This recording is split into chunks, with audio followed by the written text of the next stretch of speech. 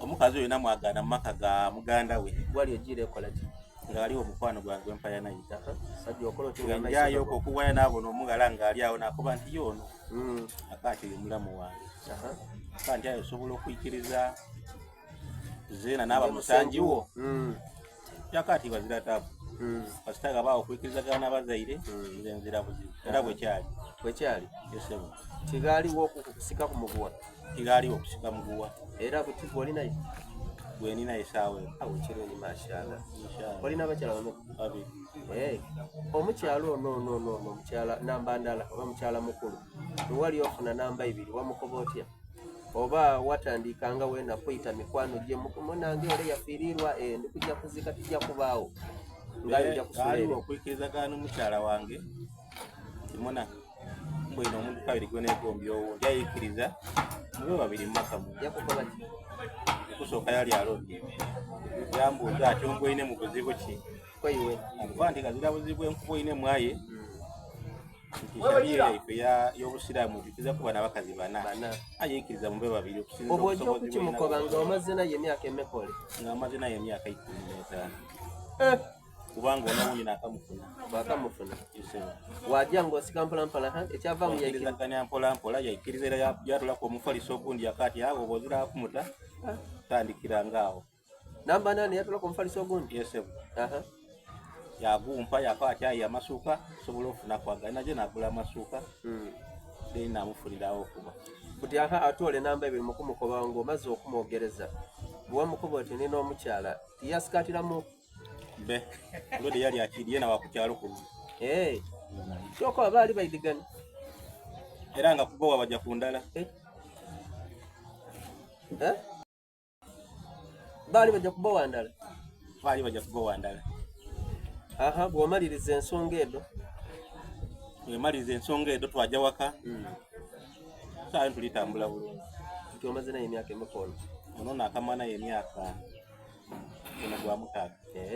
yesebo sabala abatere mudala kamufumbo bwe amin eizairo linalyo eizairo ninali botika tweyongereyo yesebo wali oli awo ng'omuntu bw'onaaba ng'obwo owulira luvuuvuuma ati bakusonzeemu oluno ati niwe oba beeyisa balangira amawulire ago wagafuna otya era endowooza eyo yava mu bandi amawulire ago naanumba eyali mu kusooka yakola ekiwandiiko yakati ayenda akulembera nga kyabazinga aliko kisaabalangire yali mu biseera ebyo yatwala obuvunaanyizibwa yatweta yatukoba ati mwimwe twali abantu basatu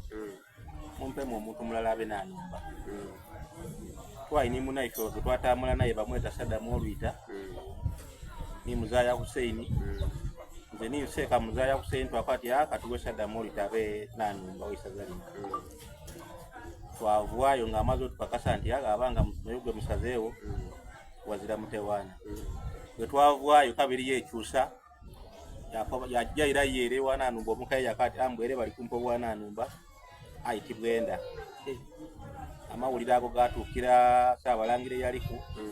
yakati mperano nga tukeetereza nga famire nze kansigaza obwanaanumba Ayubu muwe bwa Saabalangire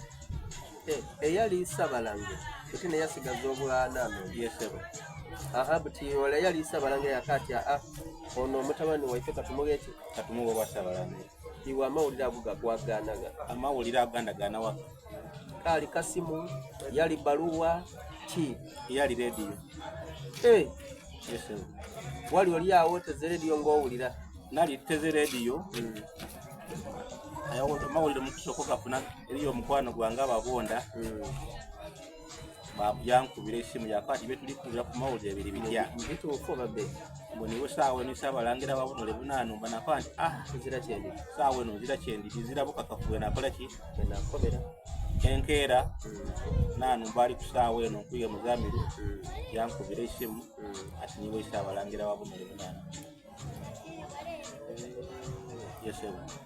iwe wakuba otya nzikiriza ndi Katonda mulungi ndakuweereza abantu bange yesebo